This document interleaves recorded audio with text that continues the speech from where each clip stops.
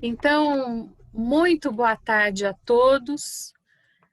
Quero agradecer assim vivamente a presença de vocês. O meu nome é Cibele Brandão. Eu sou coordenadora da Comissão Científica do Núcleo de Psicanálise de Marília e Região. E hoje eu vou dividir a coordenação com a Cássia Seff, que é do Núcleo de Psicanálise também. Ela é coordenadora da Comissão Cultural. Nós estamos aqui assim com muita satisfação. Primeiro, porque as colegas têm aceito com entusiasmo participar desse projeto, que é um projeto que a gente foi pensando, arquitetando e teve uma aceitação muito boa, tanto da parte das queridas colegas que aceitam, preparam com o maior afinco, né? Como também ao público-alvo que a gente pensou em atingir e os demais que acabam se interessando também, porque nós temos conversado que esse é um projeto que se chama Princípios Básicos da Psicoterapia Psicanalítica. E ele é dedicado às pessoas que estão começando nessa atividade tão complexa, né? Mas nós tivemos uma surpresa que não são só os que estão começando que se interessaram, mas eu penso assim, aquelas pessoas que recomeçam todos os dias, independente do número de anos que elas estão trabalhando. Então, a gente tem querido abrir um espaço aqui que nós possamos ouvir o que as pessoas preparam, apresentam, e vocês podem participar absolutamente à vontade e colocar a questão que, sabe aquelas coisas assim que você não pergunta? Aqui pode perguntar, que eu acho que enriquece muito a razão do nosso encontro, tá bem? Então, eu quero apresentar as duas queridas colegas que vão falar hoje. Depois eu vou falar um pouco da perspectiva que temos até o final do ano e propriamente sobre o que eu acho que elas pensaram em dizer, né? Então, estão conosco aqui a Lijamara de Carvalho Ortolã, que ela é membro associado da Sociedade Brasileira de Psicanálise de São Paulo. Ela é membro do Núcleo de Psicanálise de Marília e Região, analista de crianças, adolescentes e adultos. E ela é também a atual coordenadora do SOI, do Núcleo de Psicanálise de Marília e Região, e SOI é o Serviço de Orientação e Encaminhamento que nós possuímos lá ativamente há muitos anos. E nós vamos contar também com a Silvia Cristina Santos Aoki Tardim, que é psicóloga pela Unesp. Ela tem especialização em psicologia escolar também pela Unesp e em psicologia clínica, especialista em casal e família pela PUC de São Paulo. Ela é membro filiado do Instituto Durval Marcondes, da Sociedade Brasileira de Psicanálise de São Paulo e do Núcleo de Psicanálise de Marília e Região. Docente do curso de formação em psicoterapia psicanalítica.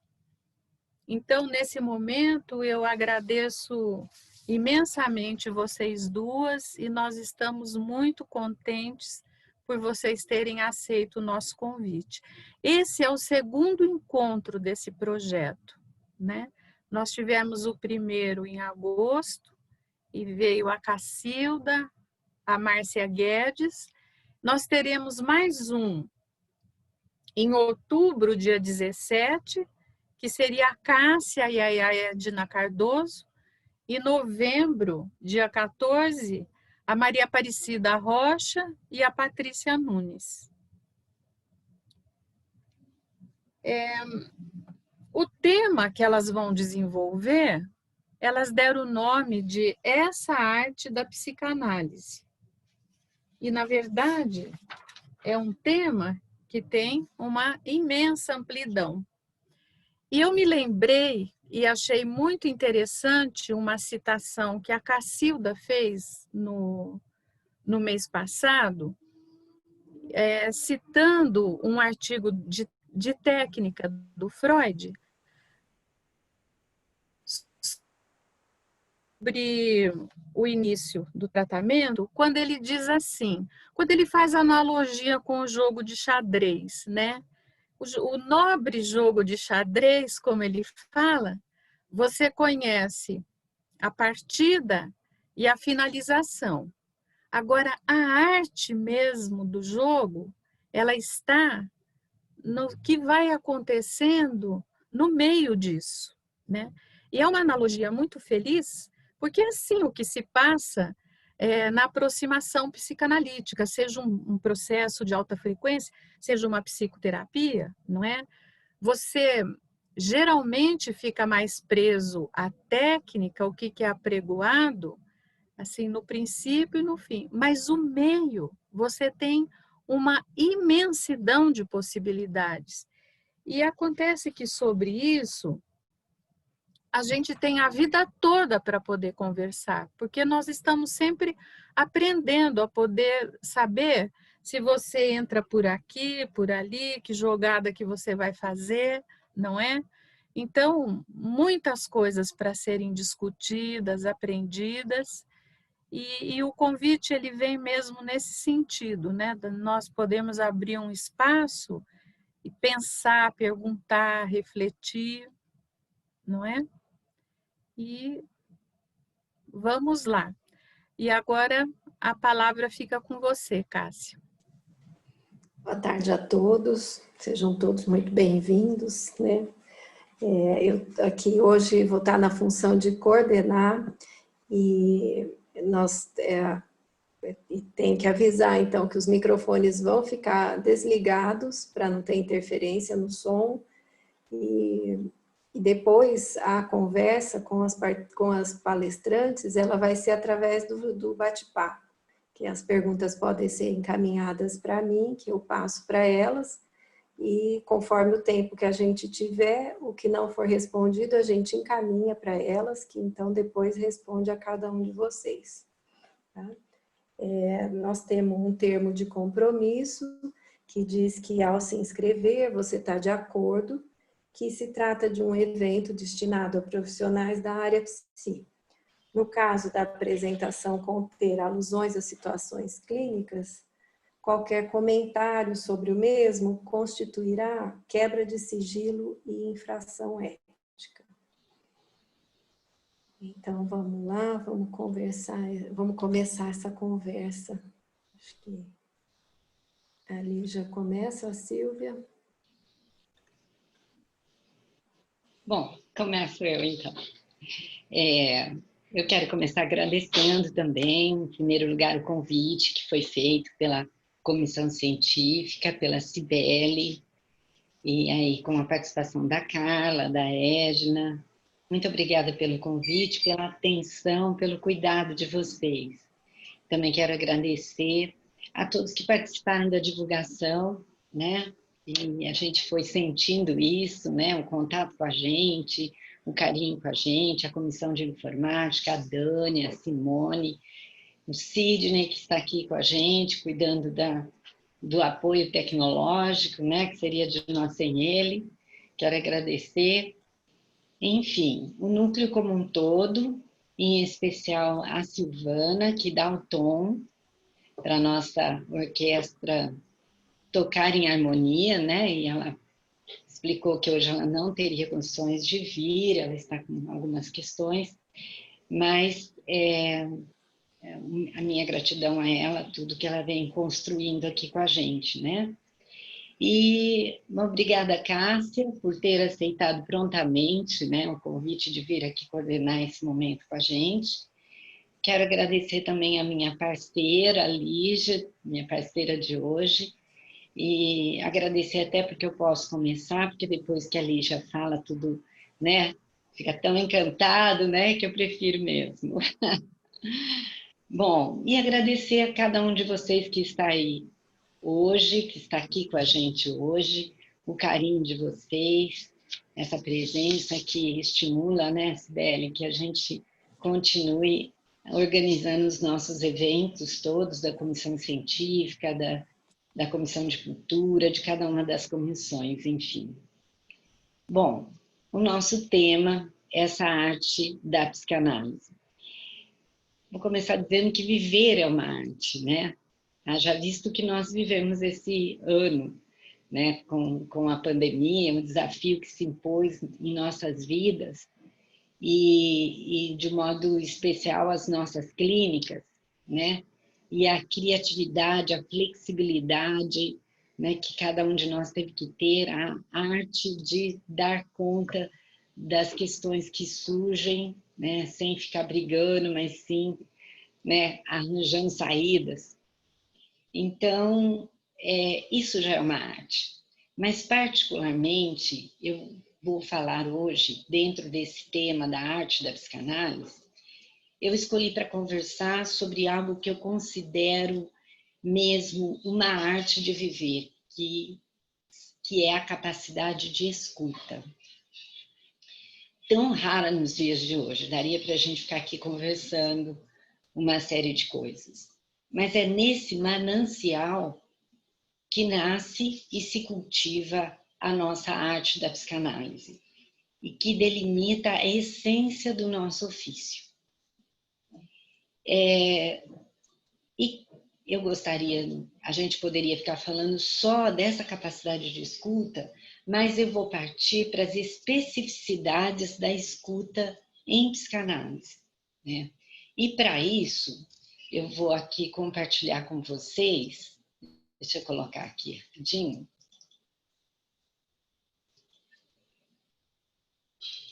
Eu vou compartilhar com vocês as referências, não é, que eu escolhi para falar sobre a arte da escuta psicanalítica. Então, o que eles trouxeram para nós e que eu vou compartilhar com vocês. Então, eu vou usar o Freud em seu texto Recomendações aos Médicos que Exercem a Psicanálise, a Marion Minerbo, dizendo da escuta analítica, um trabalho muito bonito dela, e vou lá, né, trazer um pouquinho do Fábio Herman num artigo dele, A Cura. Todas essas referências vão ficar eu deixo no núcleo para quem depois precisar, se não der tempo de pegar agora, né? Então, vamos começar por Freud, né? Vamos beber da fonte original, né? Freud começa assinalando sobre a nossa tarefa de lembrar pormenores da sessão, desde nomes, datas, fatos relatados por anos, e não confundi-los com os demais pacientes, com os relatos dos demais pacientes. Ele diz assim: é curioso como se torna possível dominar tal abundância de material sem tomar nota ou usar qualquer expediente, né? E aí,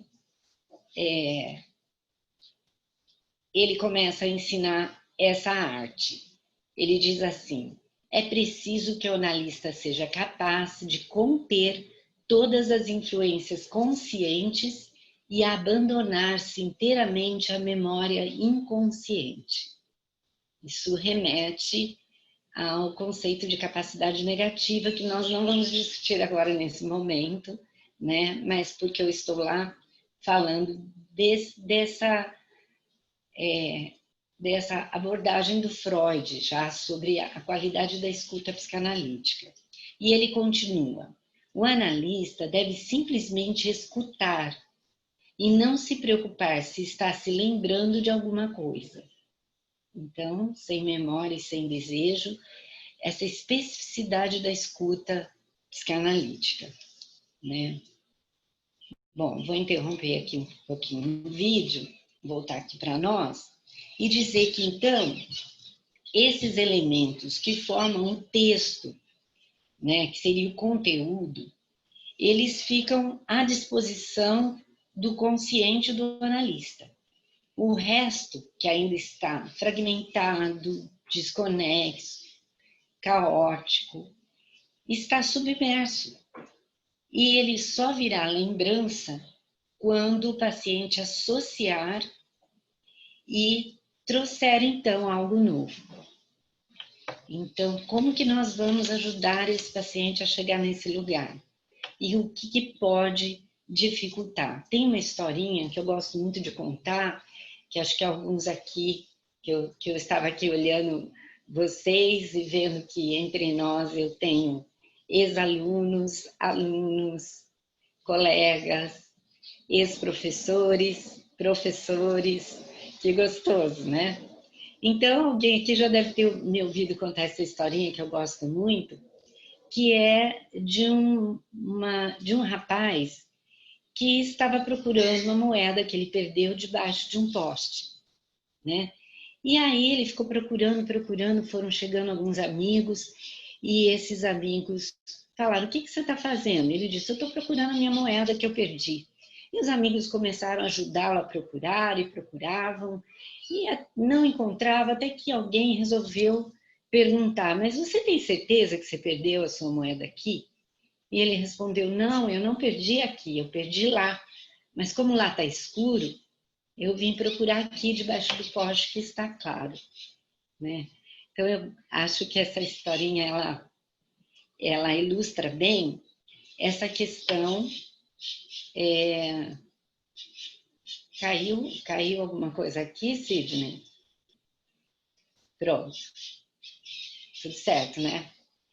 É que para mim deu uma caída. Bom, essa questão ela ilustra, então, e o Freud, e eu vou trazer para vocês o que o Freud foi colocando nesse texto, quando o analista acaba ficando debaixo do poste procurando a moeda no claro, né? Como se o claro fosse consciente e o escuro inconsciente.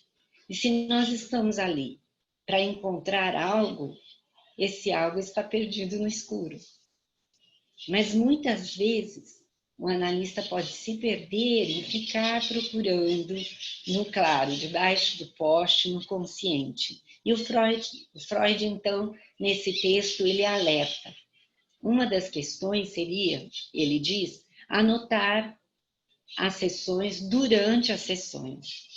Ele diz assim, que além de interferir com todo o processo de associação livre do paciente, a atividade mental do paciente fica presa nesse conteúdo concreto, no claro, né? E, consequentemente, ele vai se perder do que é mais importante, né?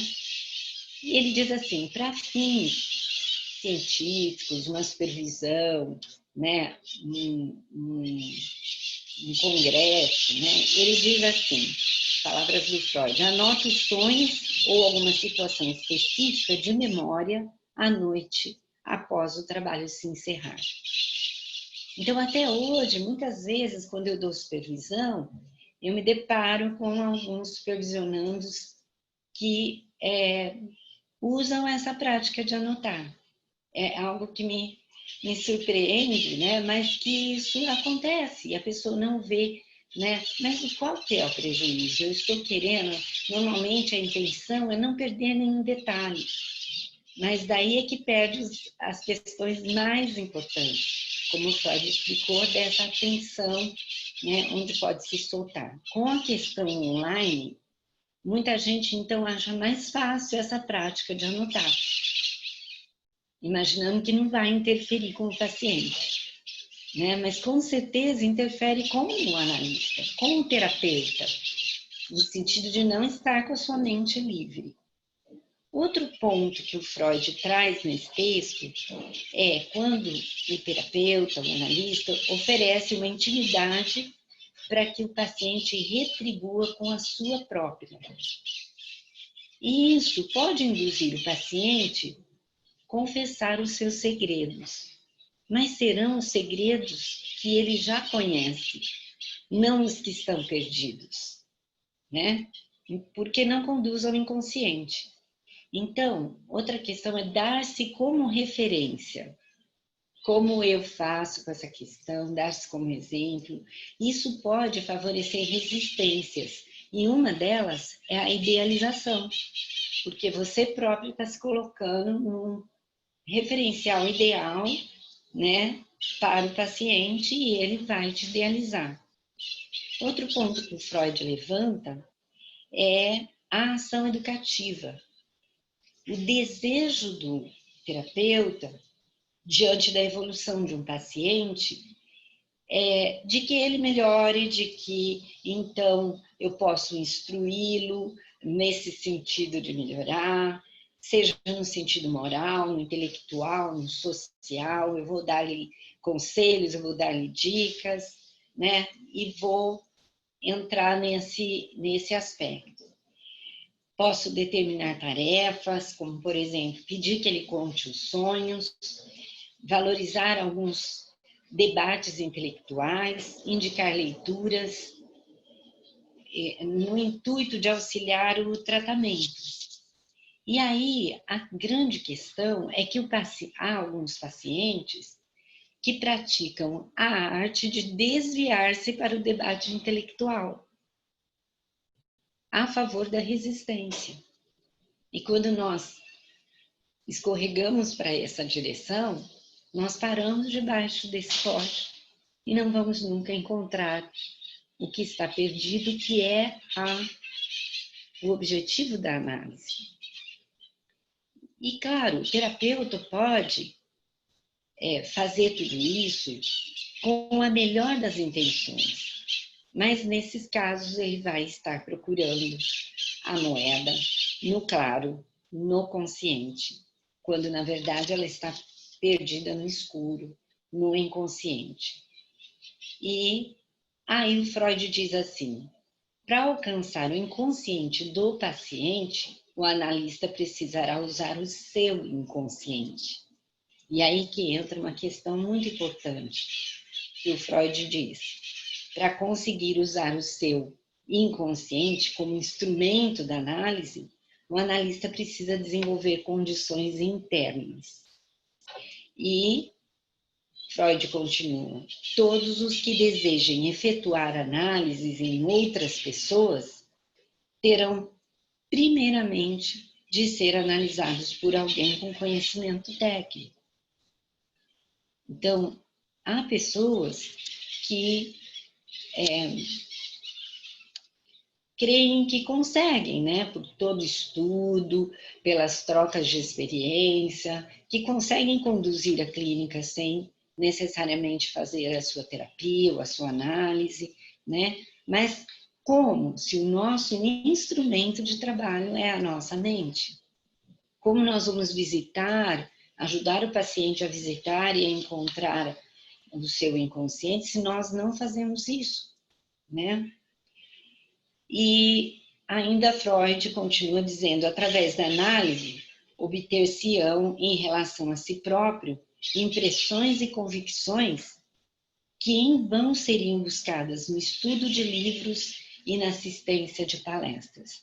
Então, nós buscamos coisas diferentes quando lemos, quando fazemos um curso como este que estamos aqui agora, e quando buscamos a análise.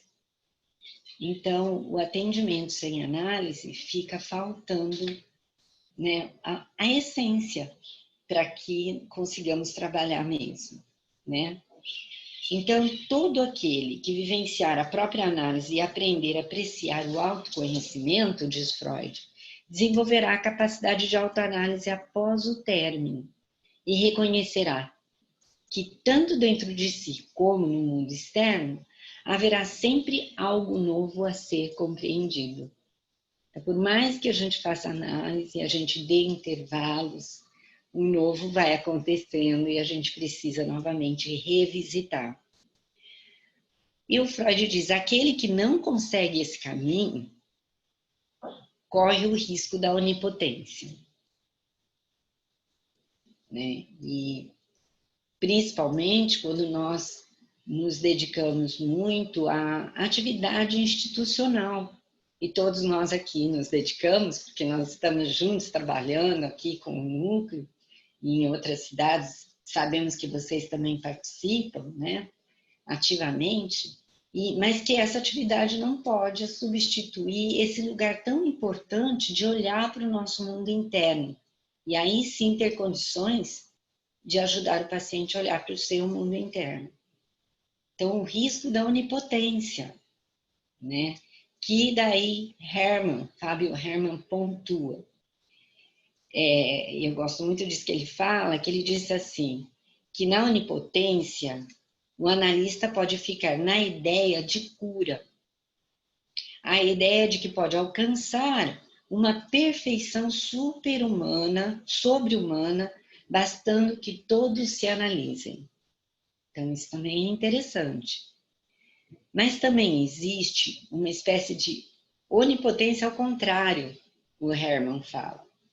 Ele diz assim, quando eu renuncio em absoluto à ideia de cura, e com isso eu já não tenho que prestar contas nem a mim mesma. Olha como isso é sério. E isso faz parte da onipotência, né? Que ele chama de impotência divinizada, ou onipotência, né? Quer dizer, uma onipotência feita impotência. Ambas são equivalentes para o Fábio Herman. E assim, nós vamos entendendo que quando a gente tenta curar alguém com critérios sociais ou com base nos nossos critérios, o resultado pode ser invasivo e até catastrófico. E é isso que a gente faz quando a gente não está em análise. O paciente pode até se agarrar àquele nosso desejo, àquele nosso conselho que nós demos, e ele pode até se sentir aliviado, como se tivesse chegado no lugar que ele buscava. E com isso, alguns sintomas podem ser superados. Assim como o remédio, né, que pode superar alguns sintomas. Mas o Fábio Herman diz, num jogo de palavras muito interessante, ele fala assim, sara, mas não cura, e completa. E quando sara sem curar, volta pior. Então é muito sério, né? Algumas pessoas dizem, olha, em psicanálise, você sempre ajuda, na área de terapia, psicanálise, você sempre ajuda, não há risco de você prejudicar. Não é verdade. É muito sério, né? E aí o Herman salienta isso, né? Sara, mas não cura. E quando sara sem curar, volta pior. O sintoma volta pior. Então, eu trouxe todos esses aspectos até aqui para dizer que a arte da psicanálise envolve uma escuta peculiar, fora da rotina, fora da conversa cotidiana. O seu efeito é o de evidenciar representações de identidade que até então estão inacessíveis para o paciente. E ao revelar, vai ampliando o repertório das formas de sentir, de pensar e de agir. Então, não é o intuito de solucionar sintomas ou de encontrar uma resposta imediata, mas é de ampliar o nosso mundo interno, os nossos recursos, as nossas ferramentas, e isso vai repercutir no nosso modo de sentir, pensar e agir. E aí eu vou lá na Marion Minerva, que diz assim, o paciente traz um assunto principal. E o analista presta atenção nos elementos secundários, marginais, dissonantes. Aqui nós já estamos falando da escuta. Olha como é uma escuta diferente. E nós não vamos ficar no assunto principal, né? Nós vamos atrás dos elementos que acompanham e que podem ser verbais ou não verbais. Por exemplo, a estrutura da fala, a função, o clima emocional criado, o que é mobilizado dentro de nós, terapeutas, né? É para isso que nós vamos estar olhando, é isso que nós vamos estar escutando. Na conversa comum, nós nos concentramos no tema proposto, né? Mantendo-nos no nível da consciência. Ninguém vai analisar o marido, o filho, a amiga, né? Então a gente vai ficar concentrado naquele tema proposto e no nível da consciência, né? Já na conversa analítica, nós nos detemos nesses detalhes marginais e dissonantes que estão acompanhando a conversa. E é aí que vai nos levar a um novo sentido, a outras representações, vai nos levar àquela moeda perdida, né? Então, o Freud, eu vou compartilhar de novo aqui com vocês.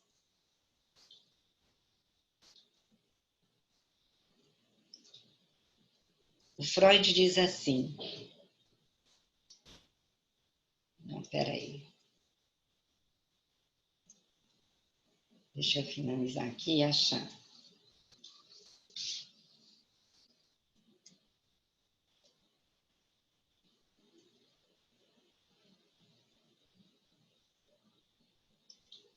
Aqui. O Freud diz assim: quando concentra atenção num ponto, algum outro poderá ser negligenciado e, ao fazer tal seleção, corre o risco de seguir suas expectativas e inclinações e cegar-se. Então, ele está falando aquilo da atenção flutuante, né?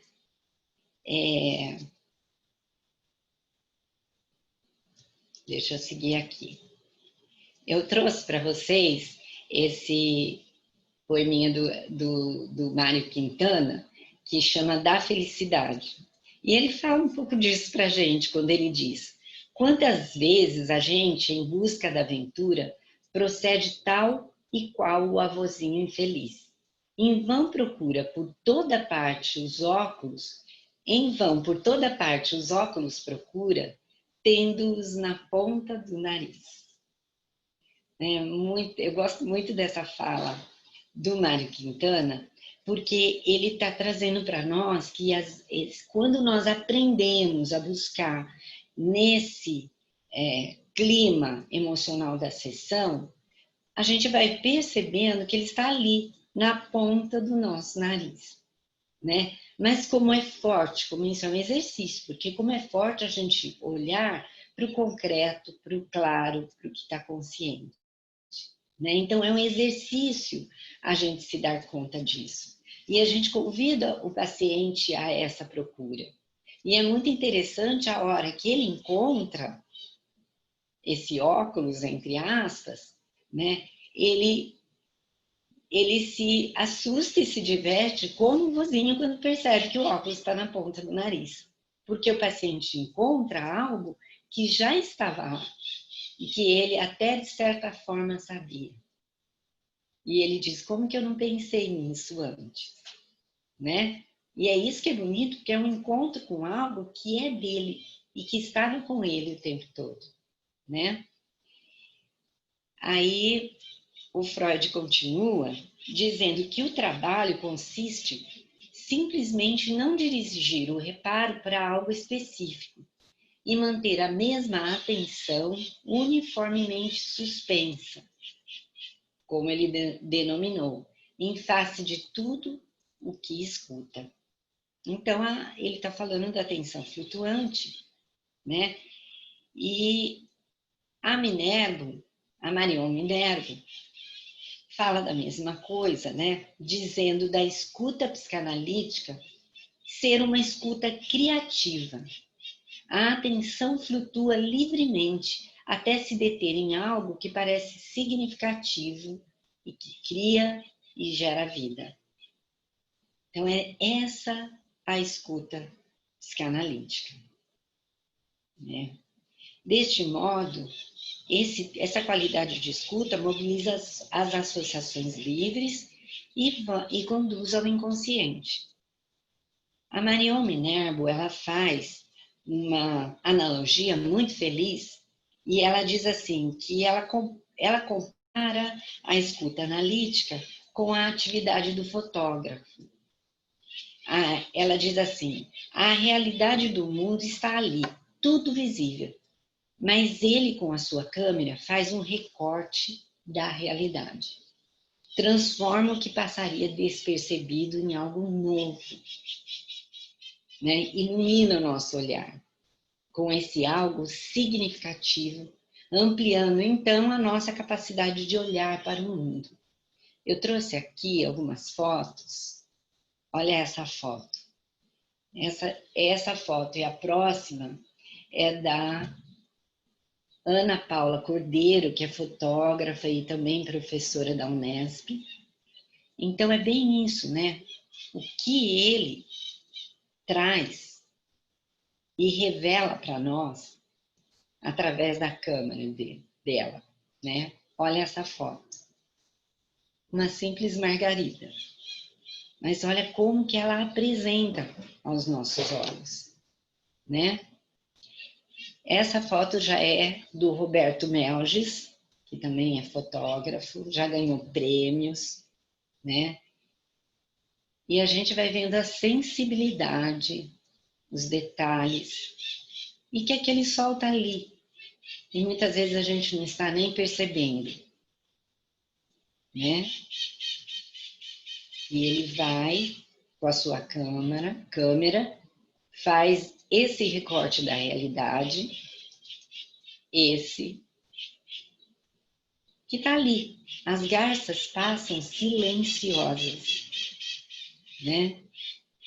Mas ele vai lá e revela para nós, ampliando então a nossa capacidade de perceber esse fato.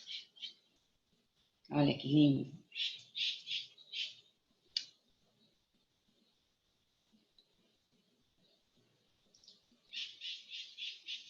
Então, vou interromper um pouquinho e vou dizer assim, a escuta do analista também recorta algo do que seja significativo, que represente algo do mundo interno, inconsciente do paciente. Ele ressignifica a história emocional, como o fotógrafo ressignifica com a sua foto aquela cena. E assim como é preciso ajustar a lente para capturar a cena, também o analista precisa ajustar o foco da sua escuta e precisa ajustar o foco até que a imagem fique nítida. Até que surja certo objeto que não estava visível. Né? Então é isso que o fotógrafo faz com a lente e que nós fazemos com a escuta. O analista, através da sua escuta, ele se coloca por trás dos olhos do analisando, procurando conhecer o mundo do ponto de vista do analisando. Como que é a realidade para ele? Como ele a vive? Como ele a sente? Então é preciso entrar no universo subjetivo do analisando. E revelar como o fotógrafo o que ele não conhece de si mesmo. Aqui, então, eu vou voltar um pouco naquele conceito de cura para a psicanálise apresentado por Fábio Herrmann. O Herrmann, ele busca, então, o significado da palavra cura e ele vai passando por vários conceitos, tais como curador, curandeiro, curativo. Mas acontece que a cura de que a psicanálise trata é a cura do desejo.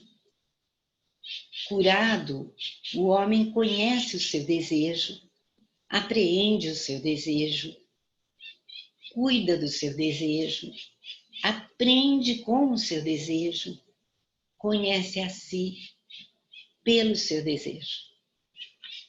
E aí o Hermann associa o termo curado com a cura do queijo. Achei muito poético esse trabalho do Fábio Hermann, que ele diz assim: curado, o queijo chega no seu ponto. Curado, um queijo torna-se plenamente queijo. Bonito isso, né? Então é aí que a gente vai entendendo o que é a cura em psicanálise.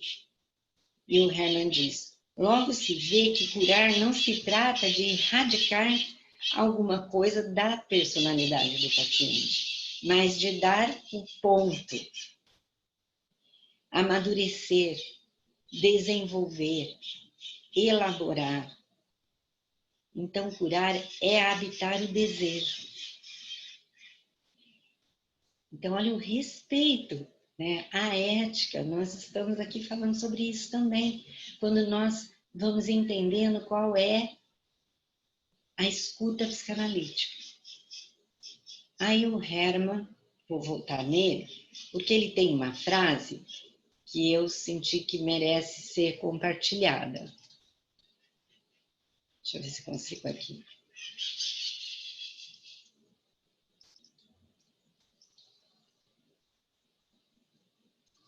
Só um minutinho. Acho que eu pulei.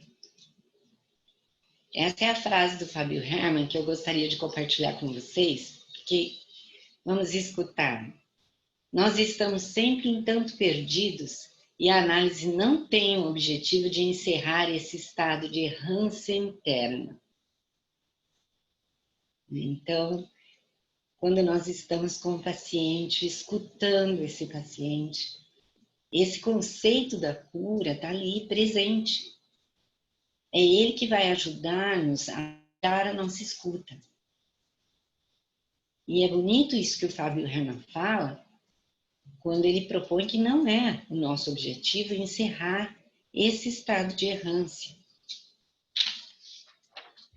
E ele cita um conto do Guimarães Rosa, né, que chama Se Eu Seria Personagem. E aí, esse conto diz assim: note-se e medite-se, para mim mesmo sou anônimo. O mais fundo de meus pensamentos não entende minhas palavras. Só sabemos de nós mesmos com muita confusão. E essa é a arte da psicanálise. É uma capacidade de caminhar sempre com um sentido de busca de se conhecer, de se entender, num estado de perguntar, de pesquisar, de vir a ser. E aí eu pergunto, isso não é desejo? E isso não é vida? E é isso que é o resgate. E é isso que seria, então, a cura na psicanálise. E quando escutamos o nosso paciente, é isso que nós buscamos. E aí eu não poderia deixar, quando nós falamos de desejo, de falar da Adélia Prado com essa frase que eu adoro, que ela diz assim: não quero queijo nem faca, quero fome. Quero a fome, quer dizer, eu quero o desejo, eu quero estar viva, eu quero a vida, com tudo que a vida traz de confusão, de errância, né? De limites, de medos, mas é aí que eu vou estar viva, né? E como eu não quis trazer casos clínicos, até porque nós estamos aqui trabalhando online, por todo o cuidado que a gente possa ter, né?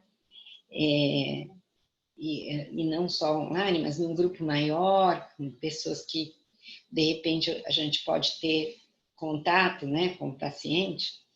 Então, eu preferi trazer algumas frases da Adélia Prado, só no exercício da gente escutar. Eu já estou terminando, para a gente ver a escuta psicanalítica, né? Eu gostaria de que vocês pensassem como vocês vão ouvir uma frase dessas. Olha, dor não é amargura.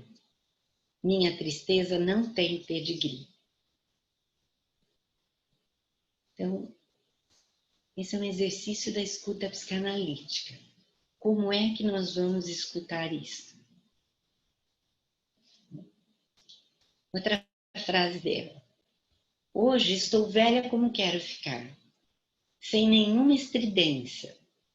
Dei os desejos todos por memória e rasa a xícara de chá. Quantas vezes os nossos pacientes trazem isso? E é isso que eles querem na trégua? Qual vai ser a nossa escuta? E esse texto dela chamado Orfandade, lindo, que muitos pacientes chegam assim para a gente. Meu Deus, me dá 5 anos. Me dá um pé de fedegoso com formiga preta. Me dá um Natal e sua véspera. O ressonar das pessoas no quartinho. Me dá a negrinha fia para eu brincar. Me dá uma noite para eu dormir com a minha mãe. Me dá minha mãe, alegria sã e medo remediável. Me dá a mão, me cura de ser grande. Ó meu Deus, meu Pai, meu Pai. Olha só que lindo, me cura de ser grande. Vocês ouviram, vocês já escutaram algum paciente dizendo isso? Com certeza. A gente precisa apurar para escutar. Bom, é isso que eu queria trazer para vocês. Agradeço. E agora passo para a Lígia.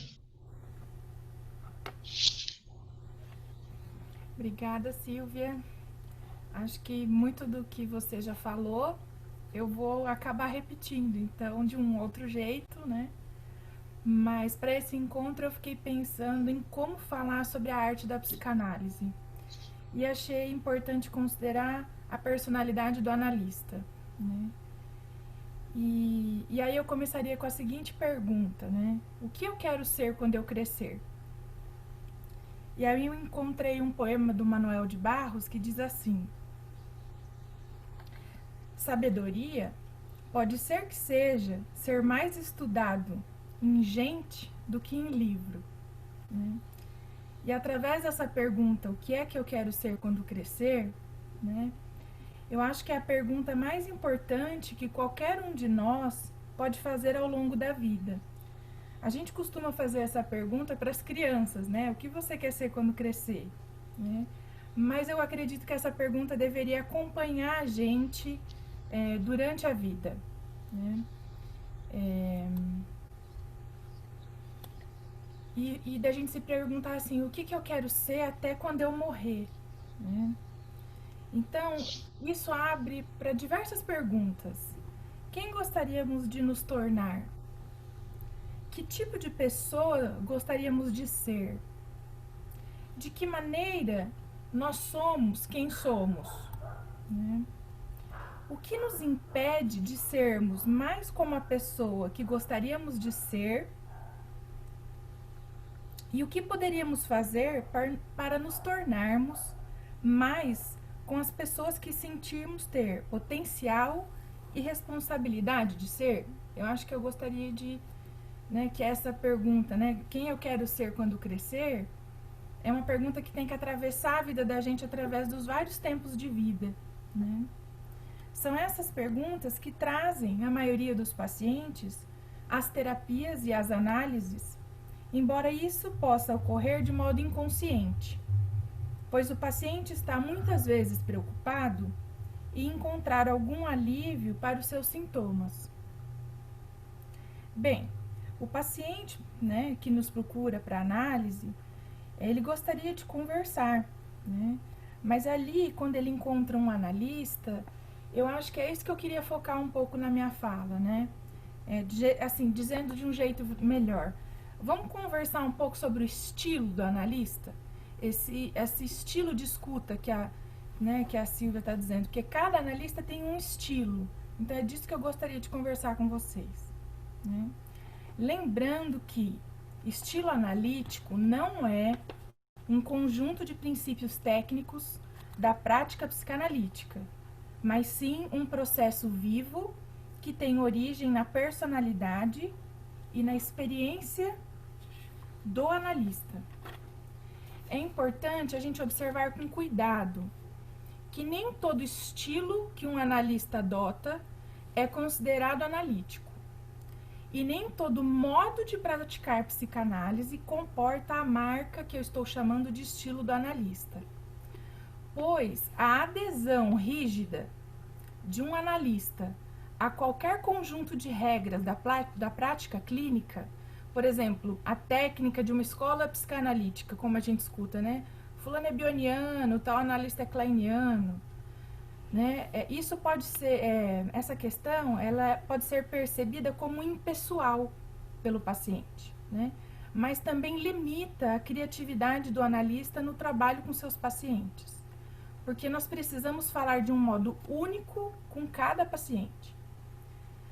E aí eu queria colocar para vocês as características essenciais sobre essa questão do estilo do analista, né, que se tornam muito importantes para compreendermos a diferença entre aprender a fazer psicanálise, né, e a experiência de ser e se tornar quem realmente é ao se atuar como analista, ao trabalhar com psicanálise. Então eu queria colocar algumas características, né, desse estilo.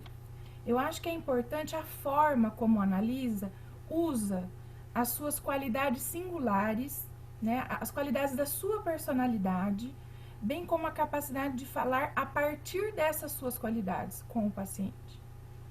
O uso de sua experiência própria de vida enquanto pessoa, em suas diversas vivências de vida, quem ele é enquanto analista, quem ele é enquanto analisando, né, quando ele está na análise dele, como que ele é como filho, se for casado, né, como que ele é como esposo, como cônjuge, né, se tiver filhos, como que ele é como pai e mãe, como que ele é como irmão, então como que ele é nas relações afetivas, né? Isso diz muito do estilo do analista, né? Outra característica é a capacidade do analista pensar por si próprio, uma maneira que se baseie, mas não seja dependente da teoria analítica e técnica clínica de com quem ele faz análise, com quem ele faz supervisão e dos colegas e amigos de profissão. O mais importante, o analista deve aprender teoria e técnica analítica de forma tão minuciosa a ponto de um dia poder internalizá-las. Aquilo se torna próprio, né? É como quando um dia eu já atendia crianças há algum tempo e me deparei com um texto de Melanie Klein. E aí falei assim, nossa, mas como ela já sabia disso? Porque era uma coisa que eu já vivia com as crianças na sala de análise. E aí quando eu fui ler, eu falei, né? Então assim, é muito importante a gente ir descobrindo, mas ir se apropriando daquilo na vivência que a gente tem, né, na experiência com cada paciente. E outra característica importante é a responsabilidade do analista em inventar uma nova psicanálise com cada paciente.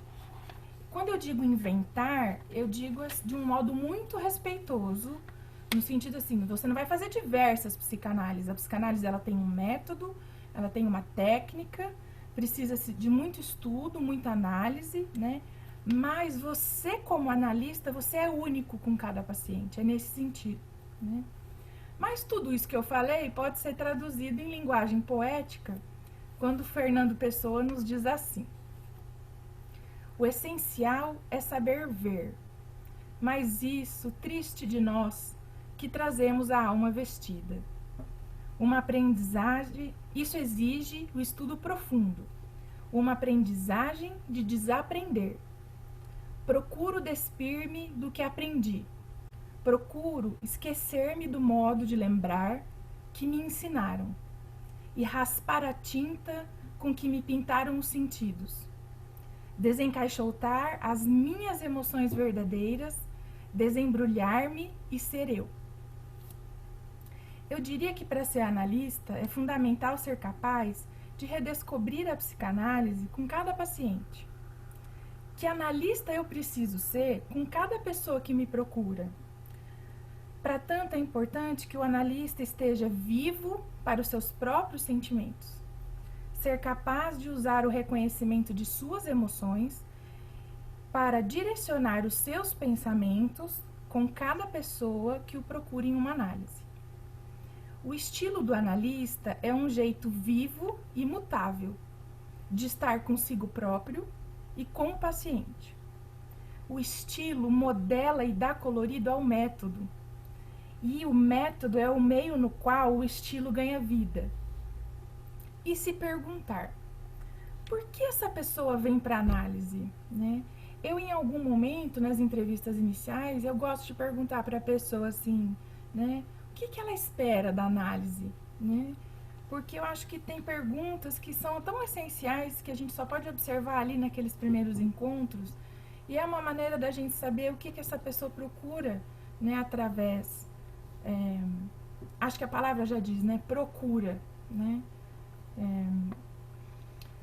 Então, eu queria dizer o seguinte, que o respeito pelo paciente é algo primordial, pois muito do que o paciente precisa é ter espaço para viver como ser humano que comete erros, e o analista também, pois é apenas nesse estado mental que a pessoa pode aprender com a experiência.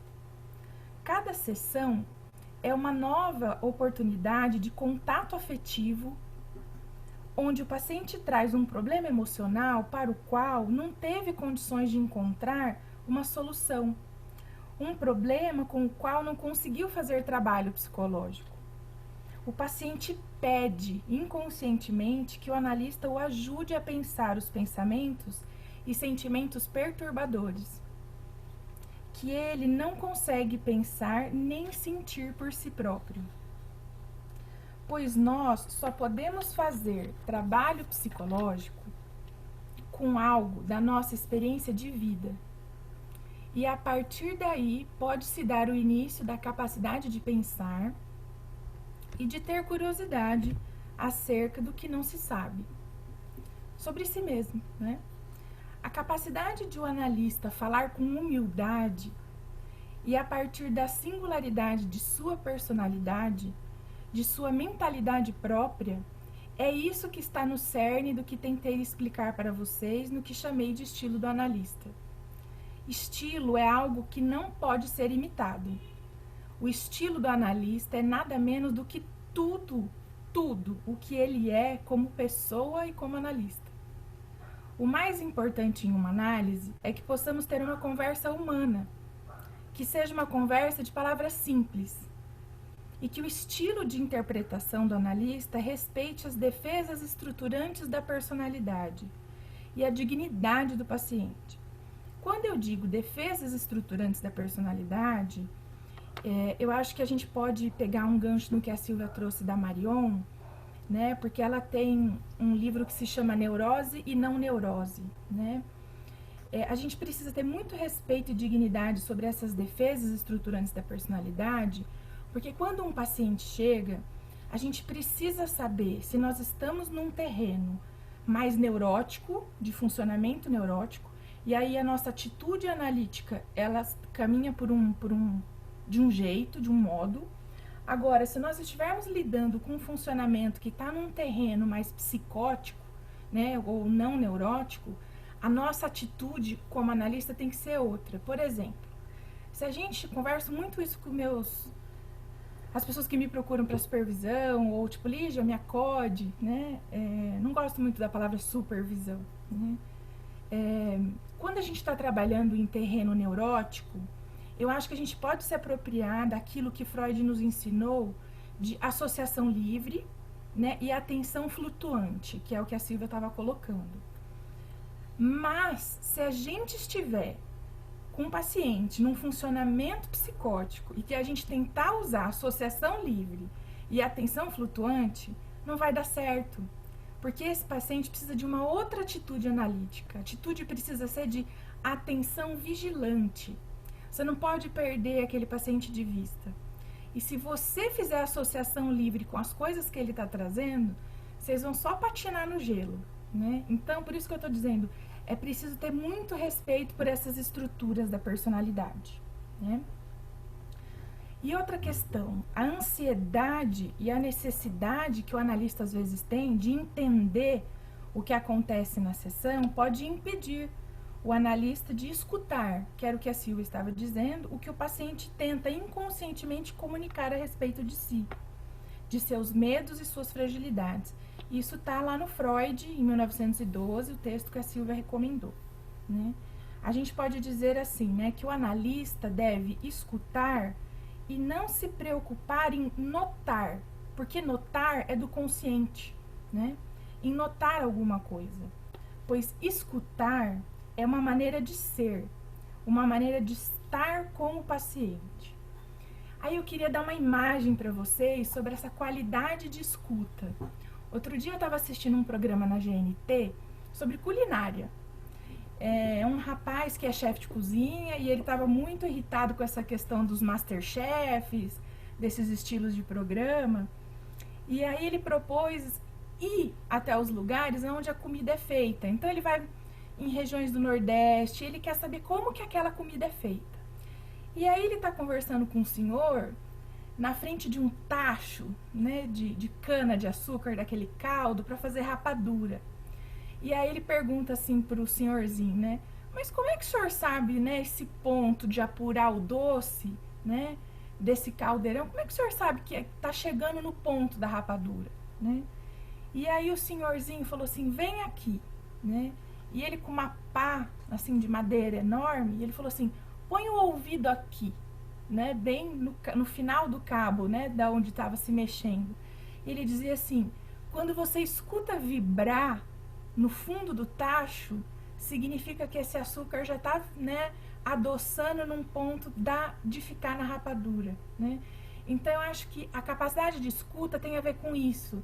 A gente tem que se colocar num lugar, porque cada paciente vibra de um jeito, né? Porque até açúcar, né, quando está no fogo, né, se não tiver no ponto certo e apurado, amarga, né?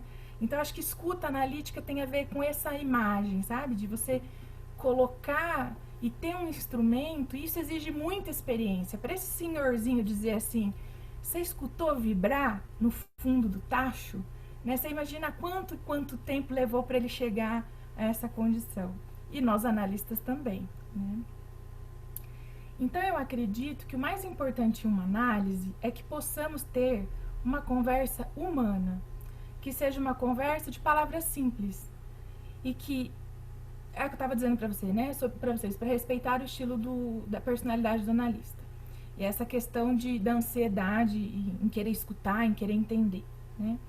Então, para começar ou reiniciar a comunicação humana comum, é preciso ter condições de escutar e de responder de modo consistente. E isso exige realmente uma capacidade de escuta analítica muito apurada. Por isso que eu usei essa imagem, né? Como eu também fiquei preocupada em questões de sigilo, caso clínico, né, eu trouxe para vocês uma música. Eu não sabia fazer esses recursos modernos que a Silvia trouxe de ir projetando para vocês, né? Mas, assim, eu queria trazer uma música da Adriana Calcanhoto que se chama Metade. E que vocês fizessem um exercício comigo, que vocês estão lá na sala de análise, e aí entra um paciente e que diz assim, ó, mas aquele exercício assim, da gente escutar o conteúdo da fala, mas também a melodia, o modo como aquele conteúdo está sendo dito, porque pode estar sendo dito com raiva, com tristeza, com mágoa, que seria a melodia. E muitas vezes a gente se prende no conteúdo que a gente quer entender, né? Mas é uma música que diz assim, imagina um paciente entrar na sua sala, né? Sei lá, chegar lá na minha sala e falar assim, Lígia, eu perco o chão, eu não acho as palavras, eu ando tão triste, eu ando pela sala, eu perco a hora, eu chego no fim, eu deixo a porta aberta, eu não moro mais em mim, eu perco as chaves de casa, eu perco o freio, eu estou em milhares de cacos, eu estou ao meio. Onde será que você está agora? Muitas vezes, quando um paciente conversa com a gente, sem fazer essa questão, ele está perguntando para a gente, onde é que a gente está agora? Se a gente está vivamente ali com ele, escutando, apurando o doce, né? Então, eu sei que essa é uma canção de amor, mas eu queria que vocês escutassem ela, talvez num amor de transferência, né? Porque o paciente pergunta pra gente, né? Se a gente está ouvindo. Então, uma conversa analítica genuína é aquela em que as interpretações não se anunciam como interpretações. Uma conversa onde interpretações fazem parte da conversa, em que ideias são formuladas com tato, com respeito, mas em linguagem cotidiana. Sobre essa questão, eu queria conversar um pouquinho com vocês, uma coisa que deixa as pessoas muito aflitas, né, no começo da carreira, do começo do consultório, a questão da interpretação, né? Mas como interpretar, o que interpretar, né? Então, eu queria falar um pouquinho a questão dos usos das interpretações, né? Por exemplo, a interpretação, segundo o modelo epistemológico, sobre um modelo de psicanálise mais epistemológico no sentido de que tem propriedades do conhecer, né? Que a gente encontra mais nas obras de Freud e Klein. É uma busca para compreender conteúdos inconscientes. Aqui, a função da interpretação é a de fornecer um conteúdo verbal para um conflito inconsciente, reprimido, no esforço de tornar aquilo que a gente tanto escuta, o inconsciente, consciente, né? Mas, né, o Ogden, que é um autor que tem esse livro, né, com o título A Arte da Psicanálise, ele diz que a gente também pode ter uma psicanálise de uma dimensão ontológica. O que seria uma dimensão ontológica? Que se preocupa com as propriedades do ser, né? Então, nessa dimensão ontológica, como é que ficaria a interpretação, né? Porque é onde aparecem essas questões da dimensão do ser e tornar-se. Aqui, a interpretação seria um modo de dizer ao paciente algo do que o analista pensou, de uma forma que o paciente possa ter condições, ele mesmo, de usar isso enquanto ele vá pensar seus próprios pensamentos, né? A função da análise aqui tem uma proposta de descobrir sentidos de maneira criativa e a possibilidade de tornar a experiência analítica mais plenamente viva. Mas eu queria dizer o seguinte, gente, é muito importante considerar que tanto a psicanálise epistemológica quanto a ontológica, né? Então, assim, essa epistemológica a gente encontraria mais em Freud, em Klein. A ontológica a partir de Winnicott, Bion, né? Mas, assim, elas não existem de um modo puro e elas nem são opostas, né? E nenhuma é melhor que a outra, né? Pois as duas propostas, elas coexistem e elas se enriquecem mutuamente, né? Então, retomando, a gente tem aqui uma questão de ênfase. Psicanálise epistemológica, Freud, Klein, está mais relacionada aos conhecimentos e à compreensão de conteúdos inconscientes, né? E a psicanálise ontológica, Winnicott, Bion e alguns autores mais atuais, o Ogden, por exemplo, ela está relacionada à questão do ser e do tornar-se, né? E aí eu queria pensar um pouco como é que isso interfere na nossa ação terapêutica.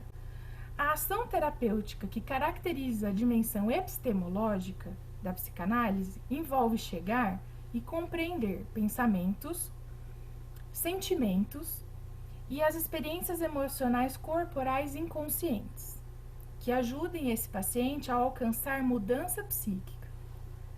A ação terapêutica que caracteriza a psicanálise ontológica, ela envolve fornecer um contexto interpessoal em que ganham vida na relação analítica formas de experimentar estados de ser antes impensáveis para o paciente. Muitas vezes é como se o paciente trouxesse coisas em negativo, que ainda não foram reveladas, foram vividas, estão em negativo, como se tirava foto antigamente, né? Já que a Silvia trouxe as imagens das fotos, né? e isso precisa, junto na relação com o analista, ser revelado, né? É como se assim, foi vivido, tem o registro, mas é como se a análise fosse a primeira vez, a chance de representar aquilo, né? Bem como a comunicação silenciosa que ocorre no centro do ser. Quando eu digo essa comunicação silenciosa, eu queria trazer para vocês uma experiência, acho que talvez duas experiências, assim, né? De quando eu estive em Otim e fui conhecer aquela galeria, o Som da Terra, né? Não sei quem já teve a oportunidade de estar lá. É um lugar em que a gente não pode fazer barulho, a gente entra em silêncio, né? E você escuta, assim, tem... Eu posso até depois mandar foto para vocês, né? Porque esse texto que eu tô lendo para vocês e as referências bibliográficas vai estar tudo com a Simone na segunda-feira, tá? Então, assim, o Som da Terra era muito interessante, porque todo mundo estava preocupado em escutar o som da Terra, porque vibra, né? E eu fiquei muito angustiada, porque entre uma vibração e outra é um silêncio profundo. E a gente tem isso na nossa constituição humana. Dentro do nosso ser, nós temos lugares silenciosos em que a gente não chega, né? Então, teria aí essa questão do silêncio como centro do ser, né? E outra vivência que eu tive, acho que nessa questão de você compartilhar algo inconscientemente com os pacientes, né? Quando o ano passado eu fui fazer uma viagem para a Amazônia, e é interessante porque eu fiquei com uma coisa meio consciente. Era uma época que eu não costumava tirar férias, né? E aí eu fui para essa viagem e nessa viagem tinha um dia em que tinha um passeio noturno pelos igarapós, os igarapés. Então vocês imaginam, né? O guia, um barco, um bote pequeno e a gente de noite no meio da Amazônia, né? E é um breu, né? E aí teve um momento que eu olhei para a água. Quando eu olhei, eu achei que era um monte de vagalume, sabe assim, ou como diria Guimarães Rosa, né, os iaiá, né, porque eu achei que aquilo era uma coleção de vagalumes, né. E aí o guia falou assim para mim: não é vagalume, olha para o céu. E aí quando eu olhei para o céu, o Rio Negro, ele é tão negro, né, que a água vira um espelho. E como a gente está na escuridão, aquilo que a gente via brilhando na superfície das águas eram as estrelas, né? E essa foi uma viagem que eu chorei muito, chorei todos os dias, né? Eu tenho uma amiga de Itapira que está aqui com a gente que tem prova. E aí o marido dela brincava comigo assim: mas você já chorou hoje? Né? Ele me perguntava isso todo dia no café da manhã. Então foi uma viagem que assim, eu acho que tocou o centro do meu ser. Quando eu voltei, os meus pacientes estavam tudo diferente, né? E aí, conversando na análise, eu falei assim: eu não sei o que meus pacientes têm, porque tá todo mundo chorando, né? Eu abro a porta, tem gente que assim, já entra chorando. E aí eu fui percebendo que não era uma questão de algo que tinha acontecido durante aquela semana que eles tinham ficado sem análise. E aí, na minha análise, a gente foi descobrindo que, na verdade, aquilo que tinha me tocado profundamente, né, os meus pacientes tinham ideia daquilo inconscientemente, né? Então, para a gente ver a importância que é o nosso trabalho e quem a gente é como pessoa, o que a gente vive, né? Eu queria falar um pouquinho para vocês no que a Silvia estava falando, né, da escuta, porque aí isso toca na função da análise, né? E aí eu queria trazer um pouquinho do que a Silvia estava falando do Fábio Herrmann, a questão da cura, o ponto, né? Porque o Fábio Herrmann também fala do ponto do queijo, né? Que ele diz assim que em psicanálise cada paciente tem um ponto, né? E aí eu lembrei uma frase do professor Antônio Muniz de Rezende, que fala bastante sobre o Bion, em que ele diz que mais do que cura, a psicanálise é procura, né? Então, a responsabilidade do analista não é com a psicanálise, e sim com o paciente que nos procura. Quem nos procura por algum sofrimento. Se não acreditarmos que a análise é útil, por que passamos toda uma vida atendendo? Eu acho que o analista precisa se fazer essa pergunta, porque senão ele perde o encanto, né, de trabalhar com essa arte da psicanálise, né? Então, a tarefa do analista não é de aliviar a dor do paciente, e sim ajudar o paciente a viver tempo suficiente com a sua dor, tempo para fazer trabalho analítico com ela. Há um aspecto do paciente que vem ao analista e é como se fosse assim, o paciente ele é capaz de sentir a dor, mas ele não é capaz de sofrer, no sentido dele não sabe o que fazer com aquela dor, né? E aí muitos dizem assim, pra que eu vou fazer análise? Não vou ficar remexendo em coisa que eu não vou resolver. A dor não vai passar, né? Mas a sua capacidade de lidar e aguentar a dor, isso é a mudança psíquica, né? Então, assim, quando o paciente nos procura, eu acho que é função do analista oferecer para o paciente uma experiência analítica genuína. Uma relação humana, que seja capaz de admiração e admiração. E quando eu digo admiração, não é uma admiração assim, idealizada, não. É de admirar as coisas bonitas, de olhar e poder ver, né? Então, uma relação humana que seja capaz de admiração e admiração, diante da complexidade, da beleza e do horror que constituem a natureza humana. E os esforços humanos de ambos, analista e paciente, para dar conta de aprender com essa experiência tão perturbadora. Com o uso dessa palavra admiração, eu tento dizer que se você é analista, é porque você acredita ser. E aqui a questão é ser e não ter. Se você é analista, se você é psicoterapeuta, é porque você acredita ser capaz de afeto, de compaixão e compreensão tão necessários, o interesse verdadeiro nas pessoas. Porém, não dá para se fazer analistas. É preciso nascer. Afinal, ser analista envolve mais do que compreender o paciente e comunicar-lhe essa compreensão, de forma que ele, o paciente, possa usá-la, né? E ser analista envolve, às vezes, sentir e mostrar afeto pelo paciente, a respeito de quem o analista se preocupa profundamente. Isso é algo que não se pode ensinar a fazer. É preciso ter nascido com essa capacidade e o desejo de fazê-lo. Aí eu gostaria de contar para vocês um trechinho de uma entrevista de uma analista muito querida para muita gente aqui de Marília, para o pessoal de São Paulo, que é a dona Judite Andreucci, né? Ela foi analista de pessoas muito queridas. E a dona Judite, numa entrevista, perguntaram assim para ela se ela achava que era possível ensinar psicanálise. E aí ela responde assim, sinceramente, não. Já disse antes que, para mim, o analista já nasce feito e a análise apenas contribui para desenvolver potencialidades.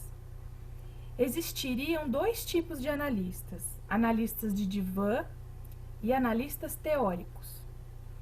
Estes, os teóricos, seriam pobres de qualidade sensível e jamais conseguiriam atingir profundas estruturas. Já os analistas de divã têm uma riqueza, uma vida e uma profunda sensibilidade na comunicação afetiva. Para Dona Judite, psicanálise é muita ciência e muita arte. E o cientista artista precisa de material para sua criação e realização. Portanto, o pensamento psicanalítico não se desenvolve por simples acumulação de novos conhecimentos, mas por aprofundamento, pois uma boa teoria da técnica psicanalítica se chama a personalidade do analista. Cássia, quanto tempo eu tenho? Ou não tenho? Acho que nós estamos, senão não vai sobrar tempo o pessoal conversar. Você estava acabando, Lígia? Não, é que teriam outras coisas, mas acho que eu prefiro ouvir o pessoal e aí no final eu faço aquele agradecimento que eu queria. Então, só de colocar aqui isso, né, que uma boa teoria da técnica e técnica psicanalítica precisam ser estudadas para serem internalizadas para aquilo que a gente fala de um setting interno, né? Então, que uma boa teoria da técnica psicanalítica se chama personalidade do analista. Eu tinha mais coisas para falar, mas depois eu envio por escrito, então acho que fica bom. Obrigada. Bom, tá aberto, podemos, quem quiser escrever, eu repasso para a Silvia, para a Lígia, algum comentário, questões.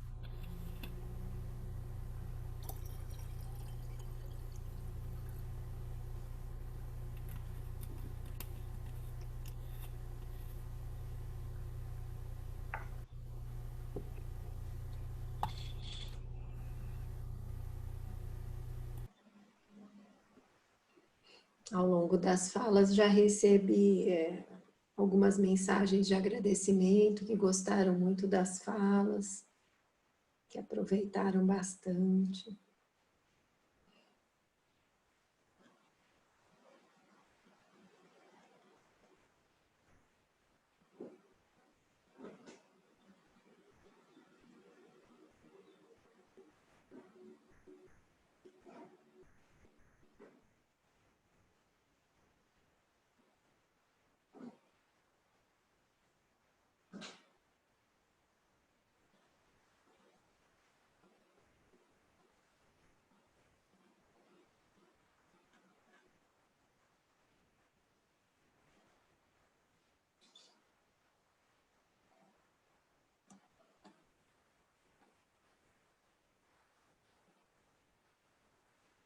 Mais agradecimentos.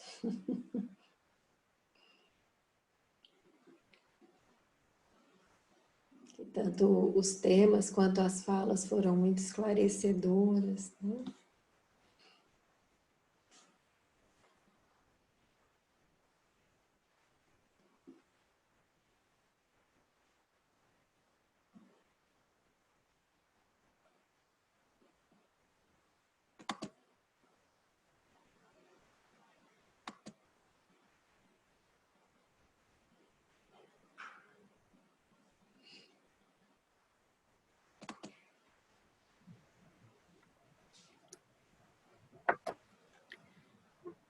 Eu posso falar um minuto?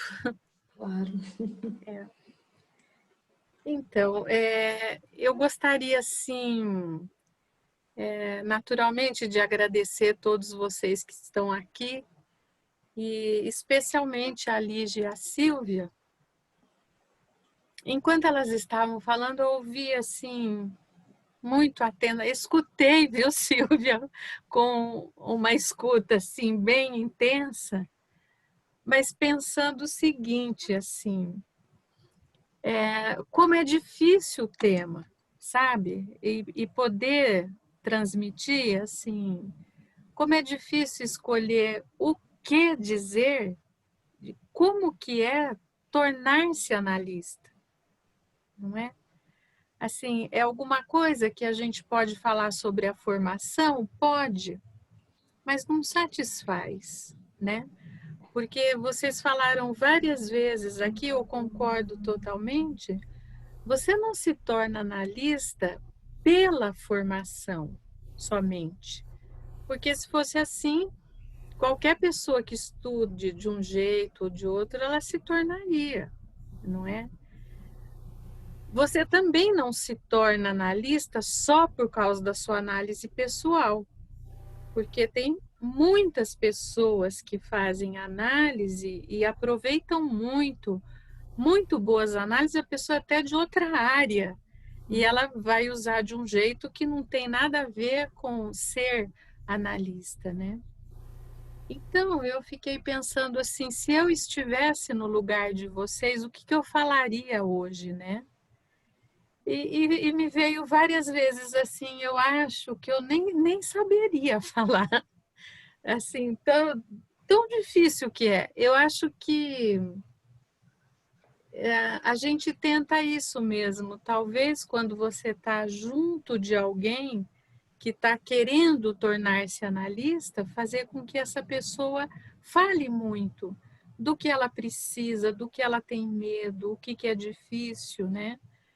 E para a gente que se torna analista todo dia, a gente poder prestar muita atenção do que a gente precisa, né? E eu acho que a gente precisa, principalmente, de contatos como esses, né? Que a gente crie lugares que você possa conversar assim de perto, falar e ver o que vem quando você expõe uma dificuldade, um limite, né? E acho que eu diria isso, assim, que procurar sozinho, daí sim é uma missão absolutamente impossível, né? Mas procurar nas ligações, né? Que a gente tem um manancial enorme, né? Era isso, mas já deixo aqui o meu agradecimento pelo esforço de vocês.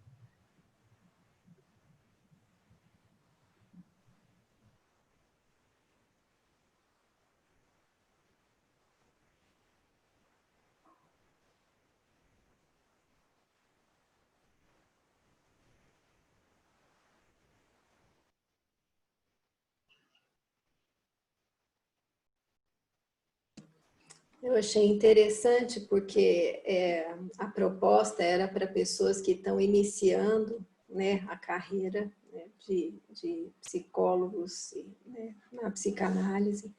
E quanta gente tem aqui que tem um caminhar já há alguns anos já e que estão aqui também, né, querendo aprender alguma coisa, ouvindo o que um colega está dizendo, né, e eu acho que isso é muito interessante, né, da gente se colocar sempre nessa postura de aprender com o outro, né, de aprender com quem vem vindo, com quem andou na frente, né. Acho que isso também, né, tem a ver com ser humilde, porque a gente tem sempre que aprender, né.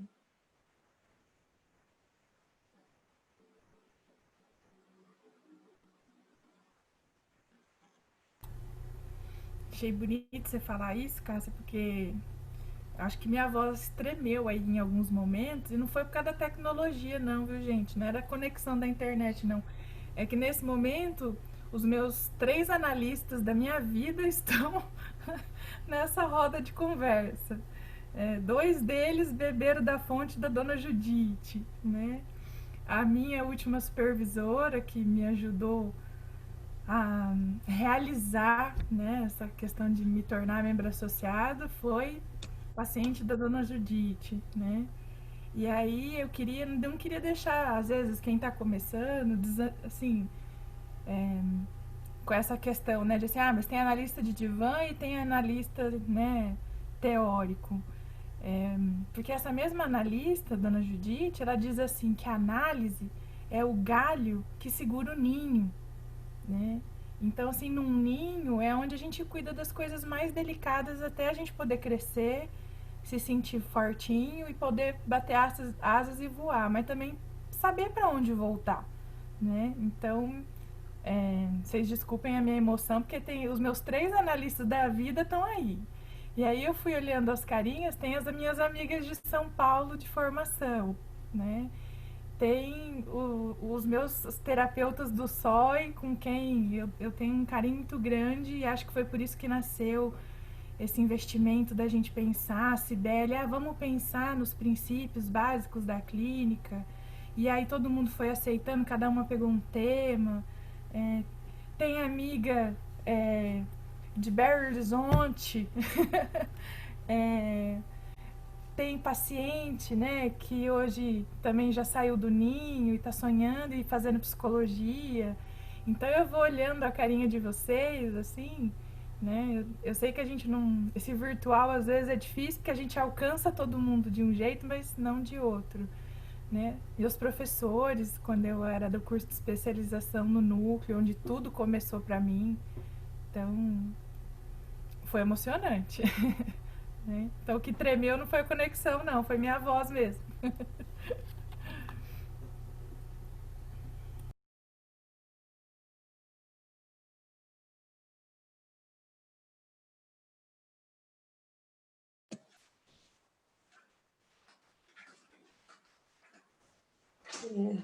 Tem uma questão aqui que está ela está querendo, a pessoa, a Heloísa está querendo saber, assim, quando o paciente está mais num estado mais limite, como seria essa interpretação, né?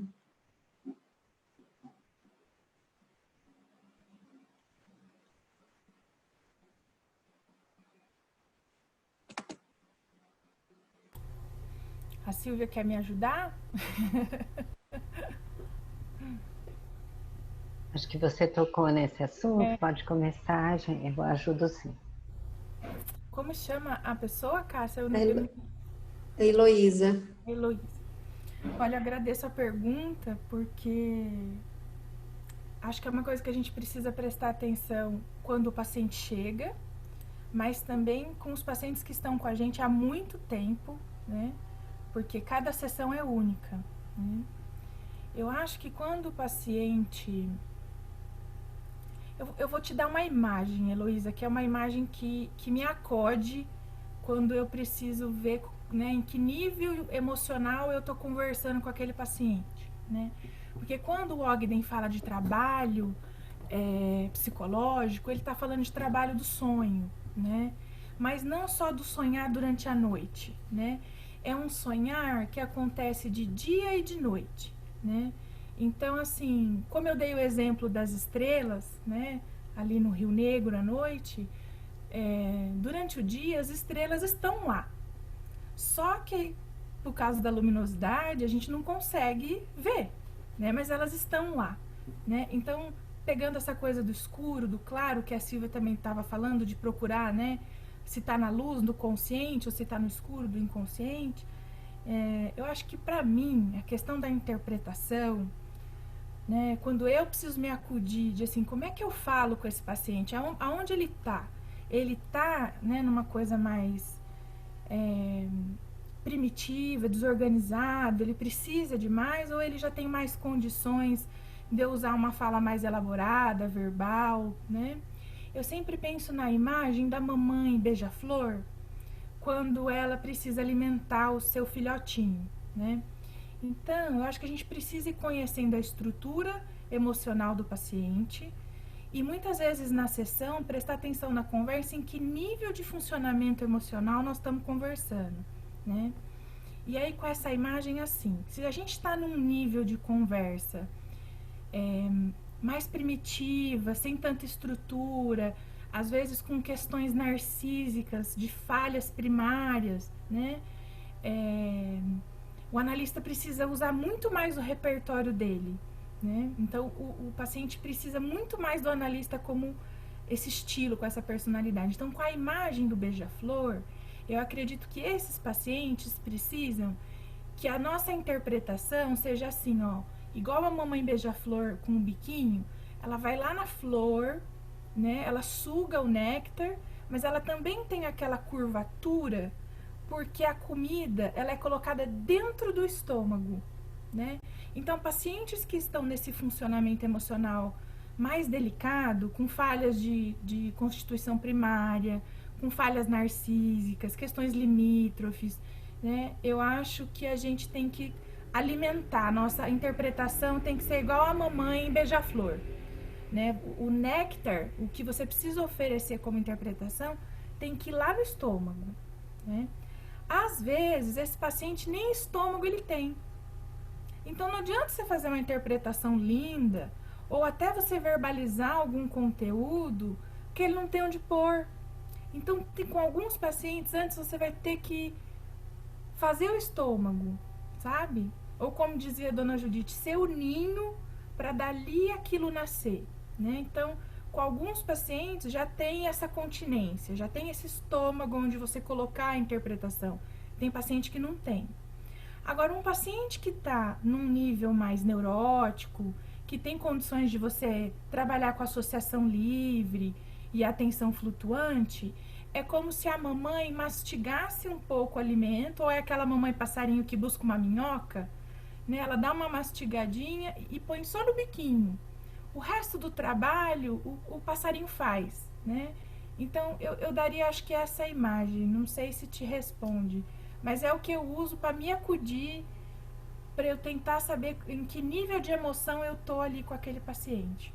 Porque muitas vezes um paciente tem uma estrutura neurótica, mas naquele momento de vida, ou em alguma coisa da sessão, a gente alcança níveis de ser em que aquele paciente nunca esteve, né? Então, não sei se eu te respondi, mas acho que para mim, não sei se a Silvia pensa diferente.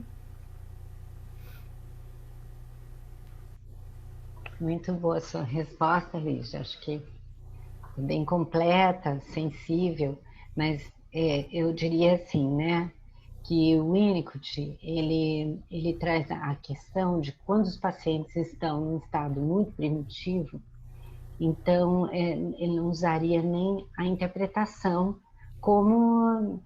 porque quando a gente fala de interpretação, vem aí os vários conceitos dos vários autores, né?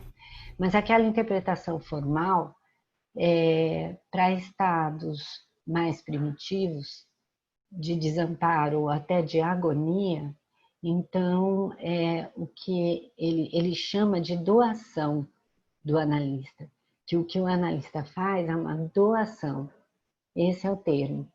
Então, que a Lígia usou uma imagem tão linda, essa imagem do passarinho, que realmente é o analista emprestar, doar de si, da sua mente para o paciente, para que aí ele possa doar do seu estômago, né, Lígia, como você falou, doar da sua boca, doar para que o paciente possa iniciar o processo dele, né?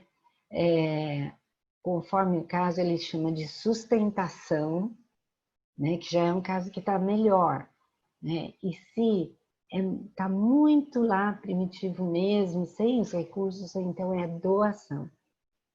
E a interpretação, então, daí seria mais para os pacientes que estão conseguindo trabalhar num nível mais neurótico, né? Então, isso é uma abordagem que a gente poderia falar, mas que a Eli já respondeu muito bem com essa imagem do passarinho.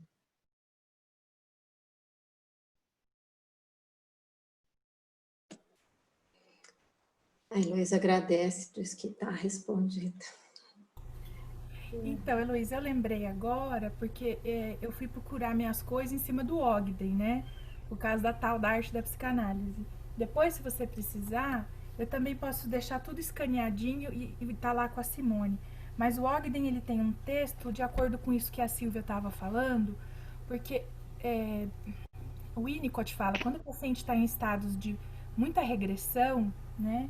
Tem um texto do Ogden que está nesta arte da psicanálise até, que fala sobre sustentar e conter, ser e sonhar. Acho que é um texto que pode te ajudar muito aí com o que você quer tá se perguntando, assim, né? Então, dá para eu escanear e eu deixo tudo com a Simone, tá bom? Aí chega até todo mundo, tá?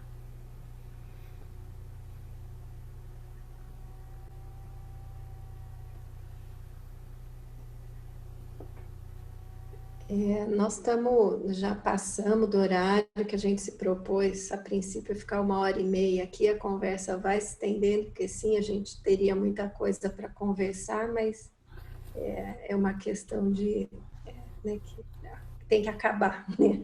Infelizmente, mas a gente está aí sempre lidando com limites e ai da gente se não lidar com eles, né? Então, acho que Cibele quer encerrar, falar alguma coisa.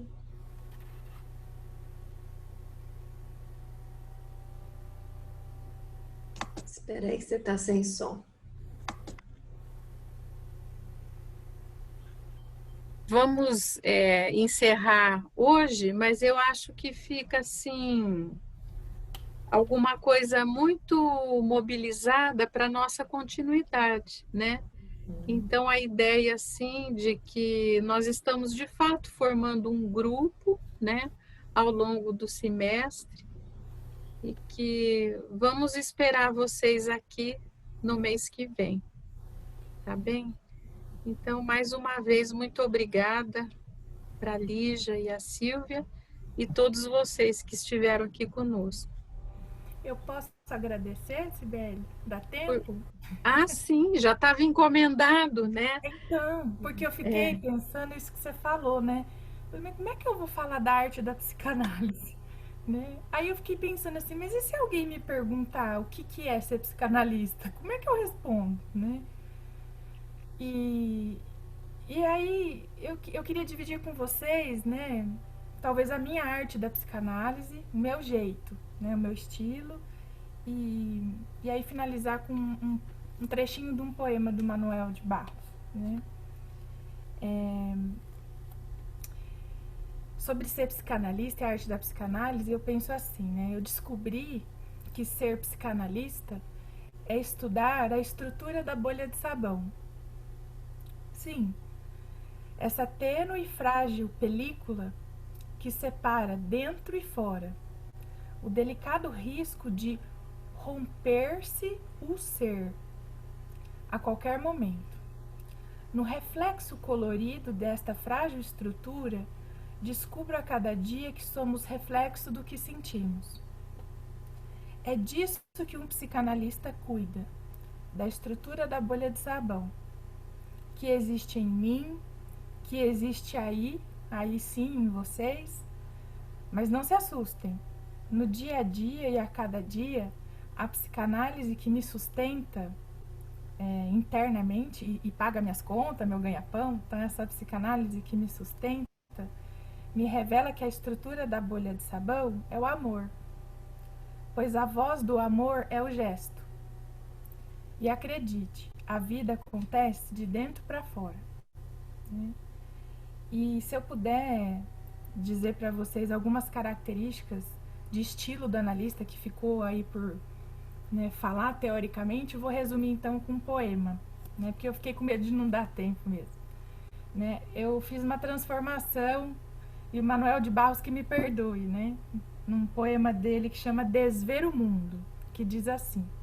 Eu mexi no poema, viu, gente? Porque ele é grandão. Eu quero é desver o mundo. Quero fazer morada num lugar imensamente sem nomeação.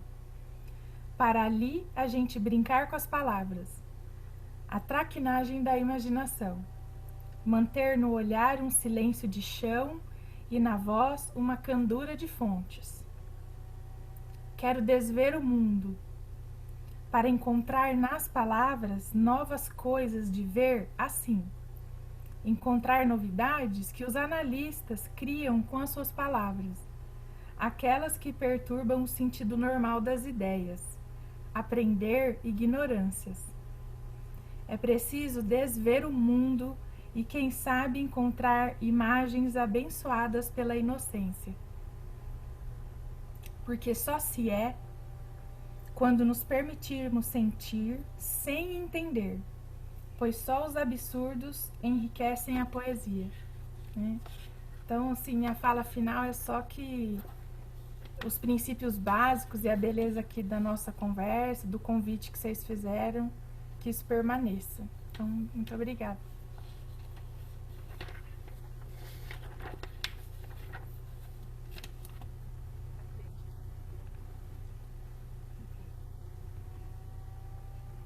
Até a próxima, pessoal. Até logo. Obrigada a todos que estiveram até agora com a gente, todos que participaram. Obrigada, gente. De perto e de longe. Obrigada.